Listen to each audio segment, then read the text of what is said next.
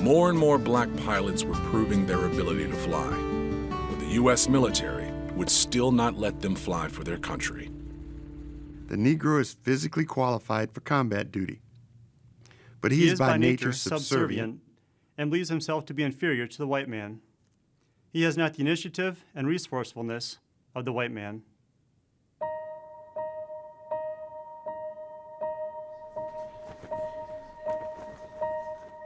African Americans in military were only allowed and relegated to subordinate roles, cooks, cleaners, etc. But just before the outbreak of the U.S. entry into World War II, you have blacks who are saying, wait a minute, we want to fly, we want to participate. A black fighter pilot seems to go contrary to the notion that African Americans are inferior and that fighter pilots are the best of the best. Nazi Germany represented racism on a monstrous scale. In America, black leaders put pressure on the government to prove its founding principles of democracy and justice for all. So what they decided to do was to create an all-black base and train an all-black squadron. And Tuskegee, the historic Tuskegee Institute, was selected as the base, and they built a base there and began training in 1941. For the first time, the military allowed black pilots to train for combat. The military set a high bar for acceptance into Tuskegee. Those who got in were smart and experienced. Most of the people who make the initial cuts to be Tuskegee Airmen, these are people who could already fly. So those who got their wings were skilled pilots ready for combat. But not everyone thought they were ready. They said it was an experiment and later learned that they fully expected it to fail. So we were putting our best foot forward. For years they trained, but did not deploy. Finally, with black leaders continuing to pressure the military, the Tuskegee Airmen were sent to Europe as bomber escorts in 1943. By the end of the war, the Tuskegee Airmen had proven their mettle. They were disciplined, accomplished pilots.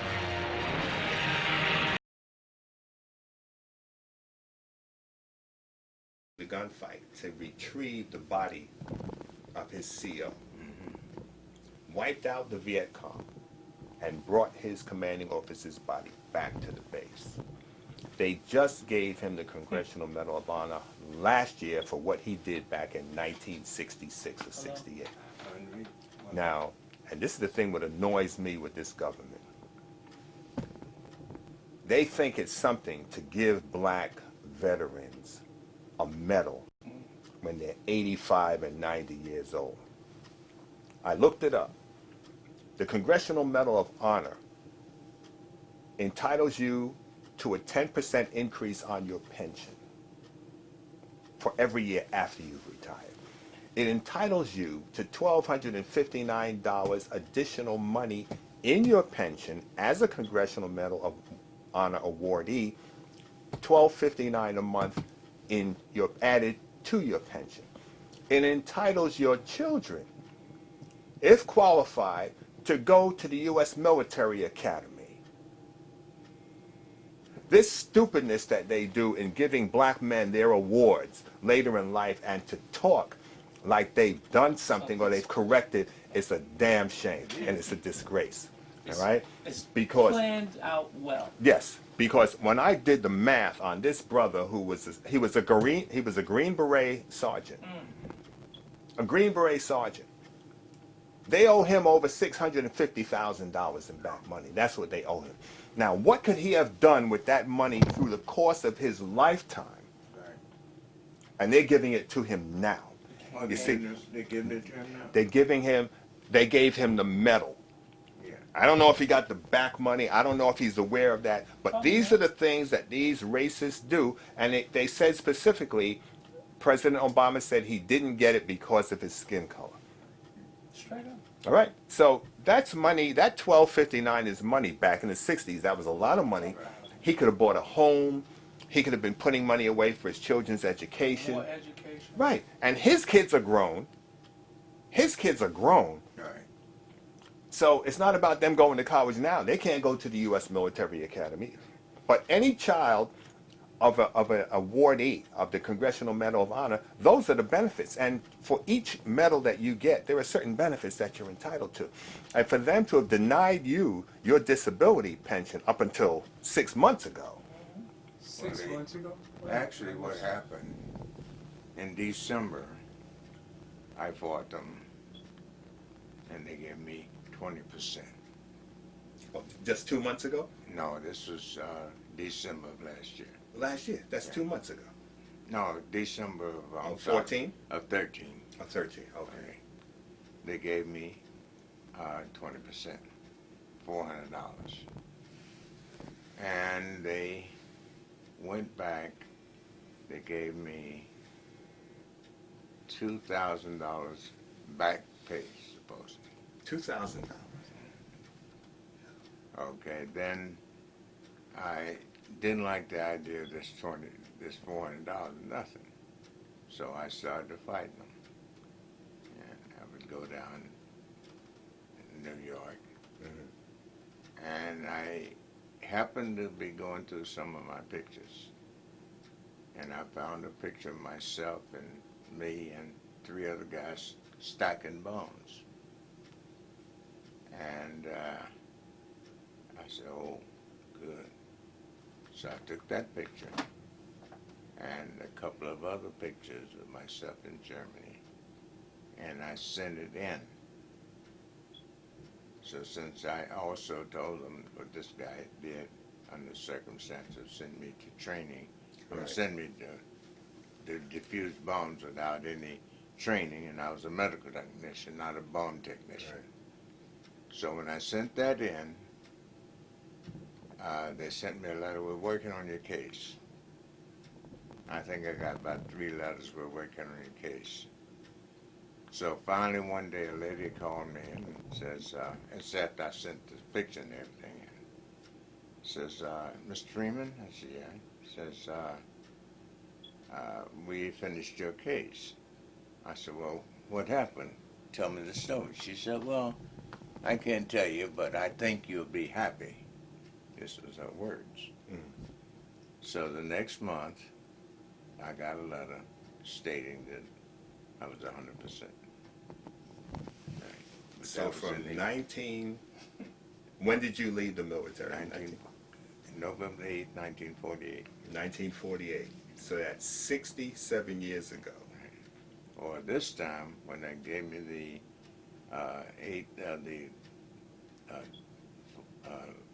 full amount, they sent me 4,000 and change back pay.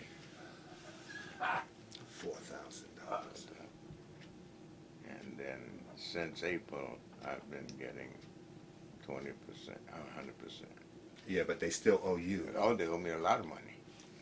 Because you see, this happened in he sent me to the bomb depot in 1946.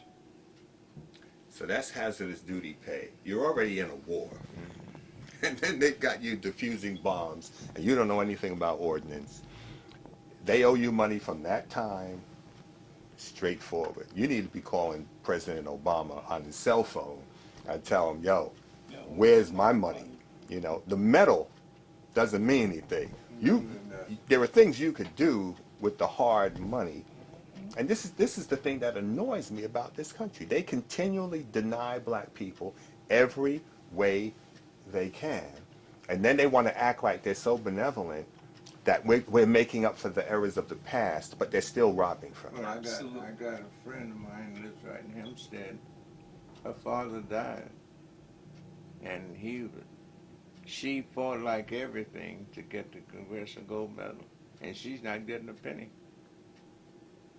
And the medal, I don't know why they call it a gold medal. It's not a gold medal. It's just plated. It's not even a good plate. Him in the middle behind you, up there on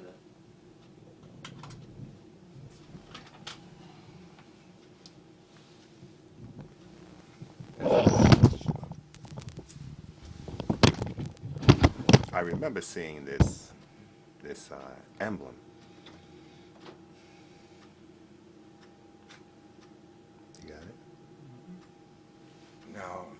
better than the government. A friend of mine that I showed cars with for many years, and I never talked to him about Tuskegee Airmen. When he found out that I was a Tuskegee Airman, he went on the computer, got all this background information that's right there in that white paper. In Hicksville, Long Island, spent $6,000 to have a guy to do a facial of me when I was 17 years old. Did the gold medal there and a P-51.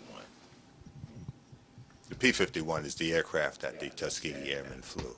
Now he paid $6,000 for that and presented me not only with that, but since I was in the automobile business, over there on the refrigerator, there's a trophy there. It's got pistons and an airplane propeller over there.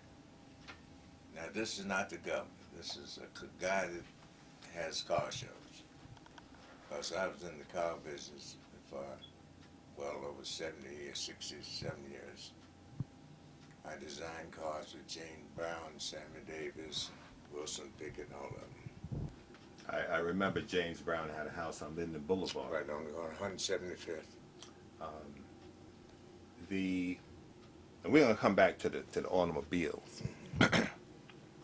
What was it like flying in those aircraft? I didn't fly. I was a medical technician. Oh, so you guys didn't go? Let me explain to you. Okay. At the beginning, there was 996 pilots, but there was 13,000 support groups. You had wax women, and Right. just some people don't know that women were Tuskegee Airmen. Yes. They worked on planes, medical work, clerical work, and things of that nature. I was a medical technician. I took care of wounds, giving shots, and things of that nature. That was my job. But most people, they swear when I walk out, especially the white people, they all think I was a pilot. But I tell them I was not a pilot, a medical technician. But a Tuskegee Airman, But Tuskegee nonetheless. Airman, yeah. What you said is important because I remember when I was in the ROTC program at CCNY, I think the ratio was 9 to 1. For every combat soldier, there were 9 support people behind that one soldier that you see, whether it's transportation, medical, food, ordnance, It was whatever it actually is. 10. It's 10. Okay. I was close. No. See, my mind is not as sharp as yours. Oh, yeah, you got to be sharp, man. I'm almost 90 years old. Yeah, well, that's what I'm saying. I need a little more time to get as wise as you. Yeah. Mr. Freeman, Yeah. your tenacity,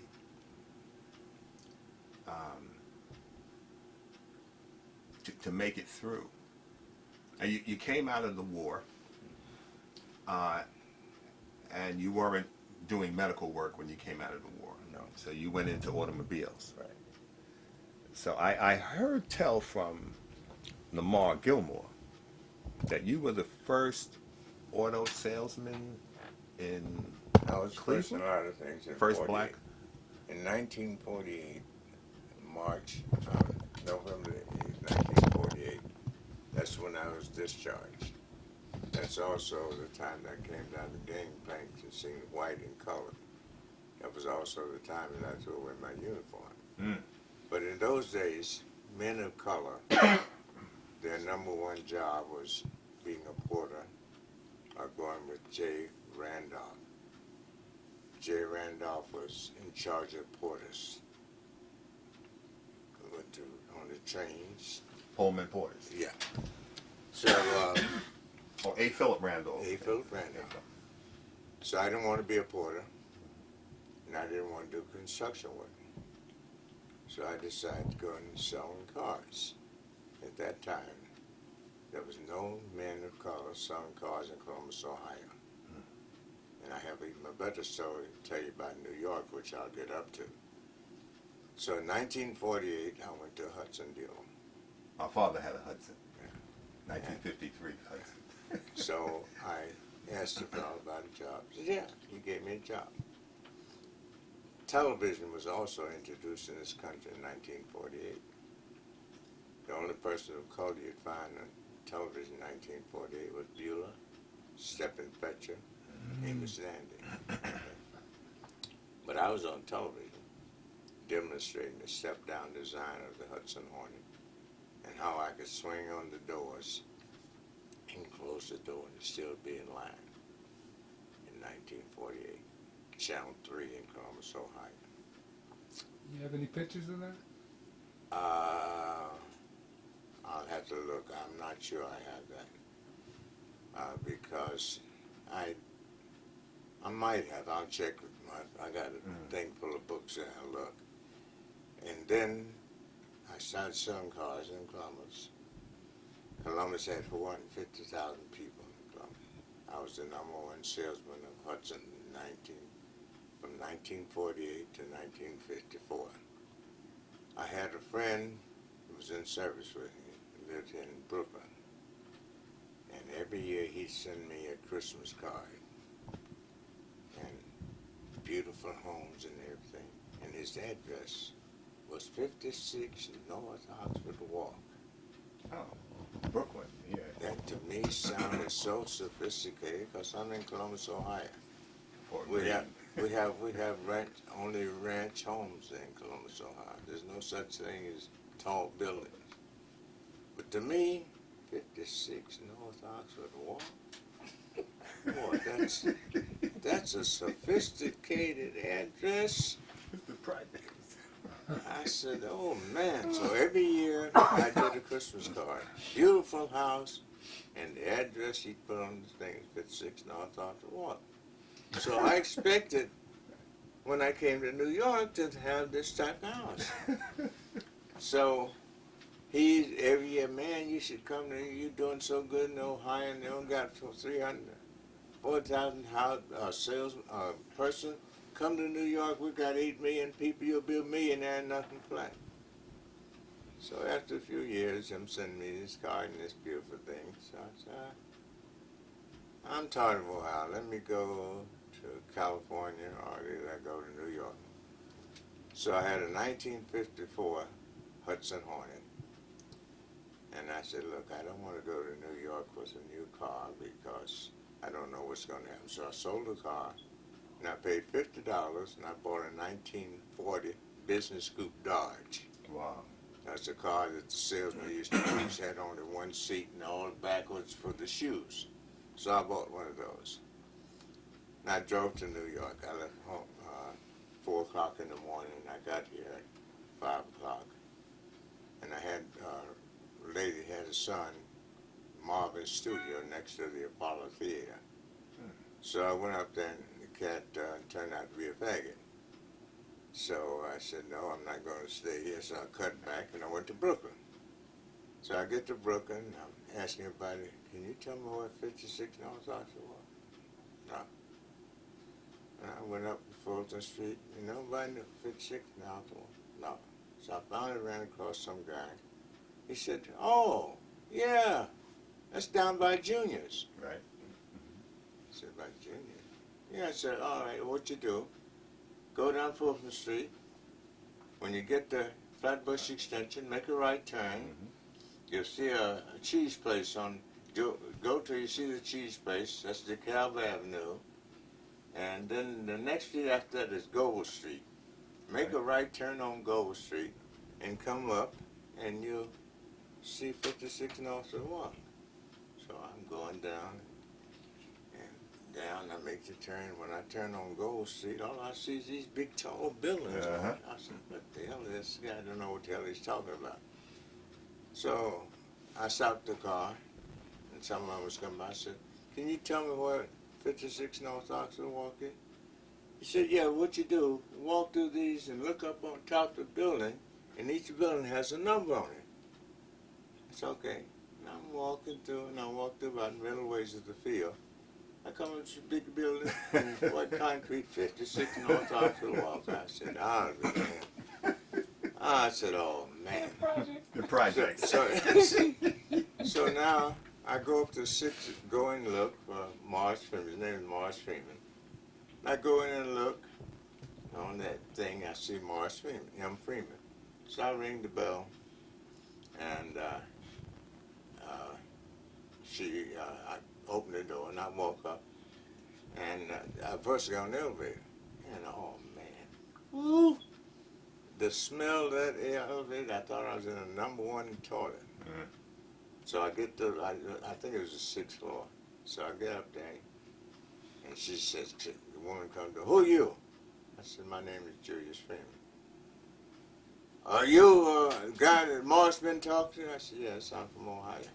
Well, he's not here anymore. The summits are no good. She's my special. We split. Whoa, he's gone. He's gone. So I said, now what the heck am I going to do now? So I come down. I said, okay, thank you. Because she's belligerent there. My name being Freeman, too.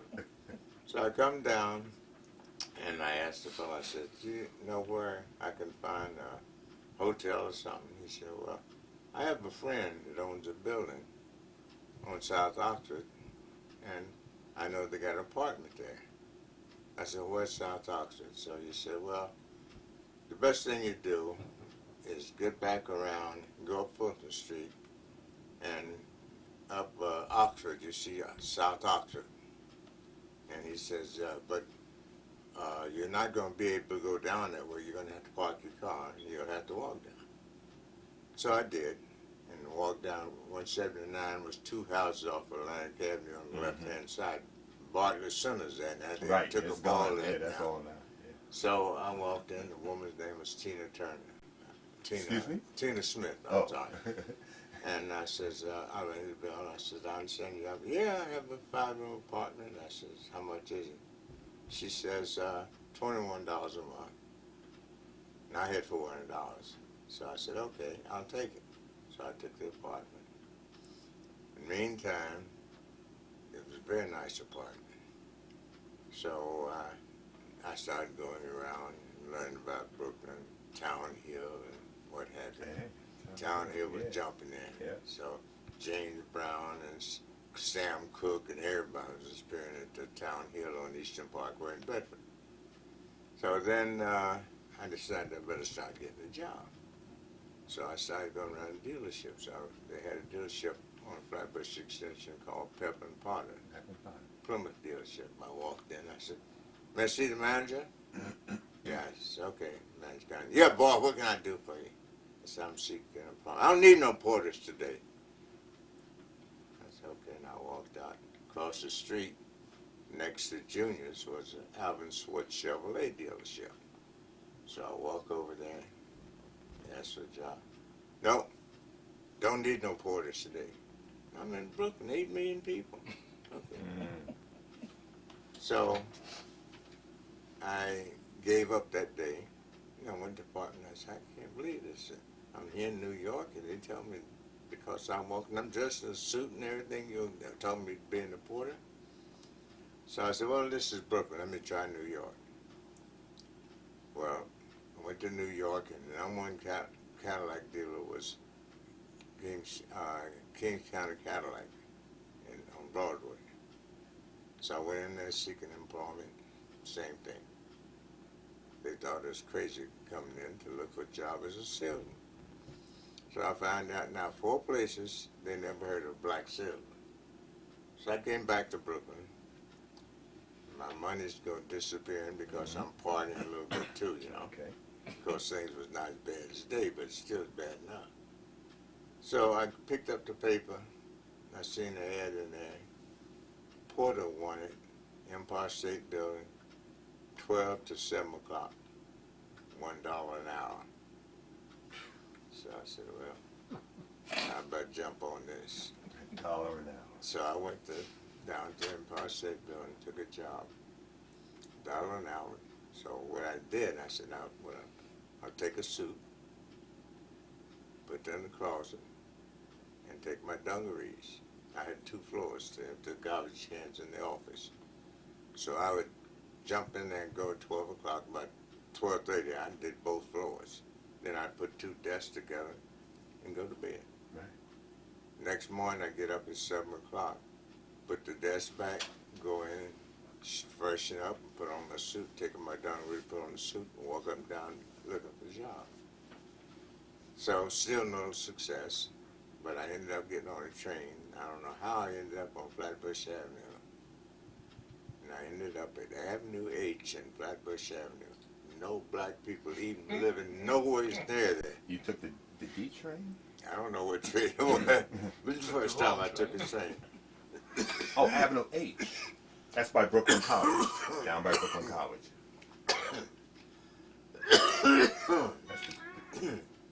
So I took the train. Yeah, 2 and a 3. And when I got to Avenue H, I looked over and that's Hudson deal.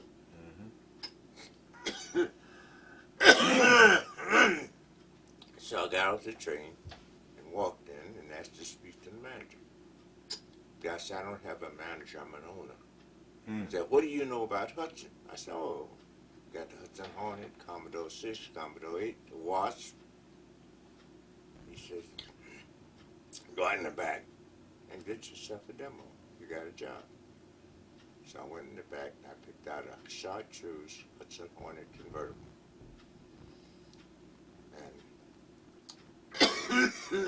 And wow. Water? So I got off the train, and as I said, I got the car. So I went to hardware store, and I said, I want a white oilcloth. So I bought a white oilcloth. Then I went to a sign company. I said, I want you to make me up a sign. He said, what do you want on the sign? I said, well, let me see. Get the Mars car today, ride the Freeman way, CJT Freeman at Flatbush Hudson. Never ever forget the rest of the phone number. He did that. I put it on the trunk of the car, and I started riding around Brooklyn. All up and down Brooklyn. Well, Hudson wasn't selling, and they soon went out of business. So, meantime, a fellow by the name of Sam Wager called me, and he asked me to come down and see him. He said, my name is Sam Wager, and I own Bedford Chevrolet. He says, come down, I want to talk to you. So I go down. He says to me, you know what? I've been in this business 30 years, and I've never seen an aggressive salesman like you. How would you like to sell Chevrolet? Chevrolet was the #1 selling cars then. So I said, fine. Now, he says, your salary is going to be $60 a week, and I'm going to pay you $25 for every car you sell.